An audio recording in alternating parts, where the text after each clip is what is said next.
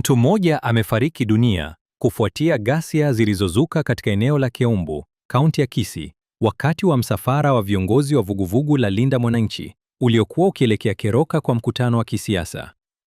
Kwa mujibu wa taarifa za polisi, kundi la vijana wanaodaiwa kuwa na silaha za jadi ilivamia msafara huo, likirusha mawe na kuharibu magari kadhaa, huku watu wengine wakijeruhiwa katika vurugu hizo. Vyombo vya habari vilivyokuwa vikiripoti tukio hilo pia vilishambuliwa na vifaa vya kazi kuharibiwa. Huduma ya kitaifa ya polisi imethibitisha kuwa mtu mmoja alipoteza maisha kutokana na tukio hilo.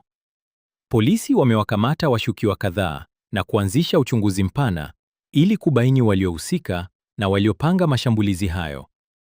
Uchunguzi unaendelea kwa kutumia ushahidi wa video na taarifa kutoka kwa mashahidi. Tukio hilo limezua wasiwasi kuhusu ongezeko la vurugu za kisiasa nchini, huku viongozi mbalimbali wakitoa wito wa utulivu, uvumilivu wa kisiasa na hatua kali dhidi ya wote watakaobainika kuhusika. Hadi sasa, polisi wameendelea na operesheni ya kuwatafuta washukiwa zaidi, huku wakisisitiza kuwa hakuna atakayekuwa juu ya sheria.